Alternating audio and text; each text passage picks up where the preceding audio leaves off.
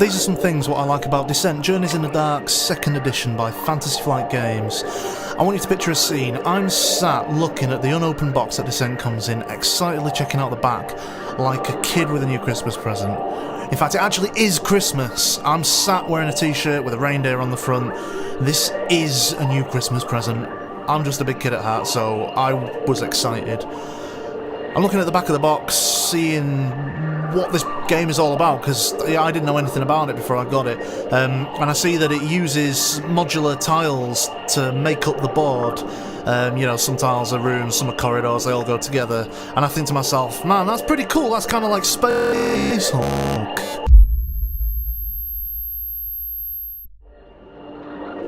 Suddenly, I'm lying on the floor in a fetal position, thinking about all the games of Space Hulk I've played in the past, where you have to drag every table you've got together to be able to fit this colossal structure on it that it laughably calls a board. I don't have that kind of space to play on anymore. Turns out I had nothing to worry about. The tiles are small, each square is about the size of a 2p piece. Once you've put the tiles together for the quest that you're going to play, it doesn't take up much room at all, but it doesn't feel like you're limited by the size of the board. We played the other day on a table that was 2 foot by 4 foot, and that had enough room for the board and all of the cards and tokens on it, so this is a thing that I like. I also like how the tiles lock together so tightly that you can't tell it's separate tiles, it just seems like it's one board, so that's another thing that I like. I like the models. When I opened the box and I saw the models, I was seriously impressed. Not only are there like a million of them, they also hadn't skimped on the size. I was concerned that it might have a similar ratio of big to small models as Mansions of Madness, which is another Fantasy Flight game I use as my yardstick for poor design decisions, but Descent has a good selection of models of different sizes. I like the concepts and the designs of the monster models. I mean, you've got your goblins and your zombies that have been seen a million times in other games, but models like the Elemental, and the one that I insist on referring to as the Sharktopus, are different enough from anything else I've seen in other games that I like them. I don't like the material the models are made from. It's slightly soft, which means some of the smaller models get bent out of shape in the box. I feel like bending them back might cause them to break, so I wish they'd cast them from a more rigid material. I also wish that the special lieutenant monsters were represented by models rather than cardboard tokens. Part of me wonders if Fantasy Flight are hoping to sell us the models as an extra. Oh, right. I like how it doesn't take long to set up.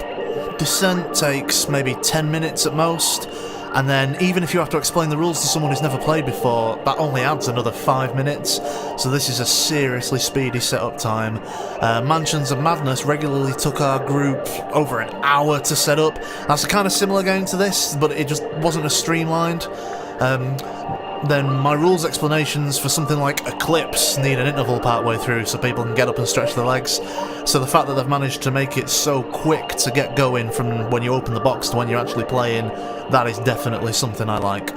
I like the line of sight system for ranged combat. If you're familiar with 40k and the line of sight system in that, I'll just give you a second to think about it and shudder. The system in Descent is really simple, so it's very fast. If you can draw a straight line from the corner of your square to the corner of the target square without it being obstructed, you have line of sight and you can shoot.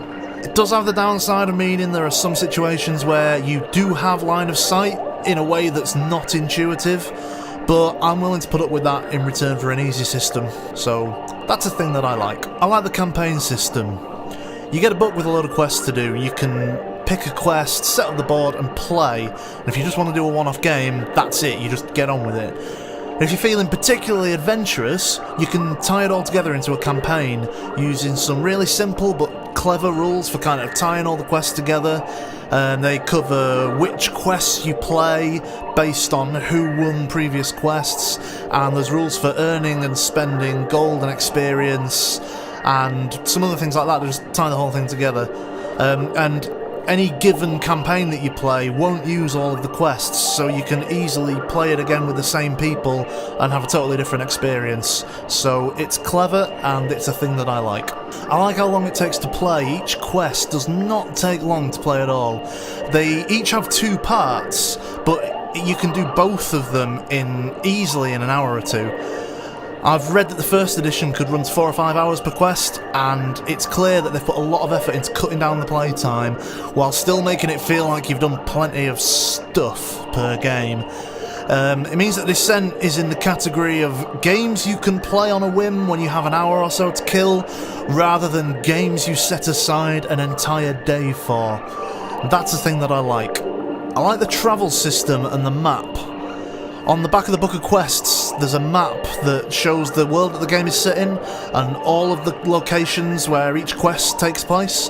And so, if you're doing a campaign, you have to travel from the main city to the location of your quest, and at each step along the way, you have to turn over an event card and do the thing that the event card says to do, and that just had me giggling like a schoolgirl. I like the simplicity of the combat system. There's no tables to consult, there's no special cases to consider.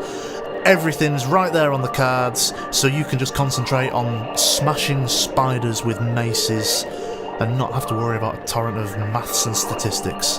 That is definitely a thing that I like. I like the fact that each character has 4 attributes that they sometimes have to test against to achieve something. Each attribute is represented by a symbol. One of the symbols is a fist. I very much like telling the players that they must test fist.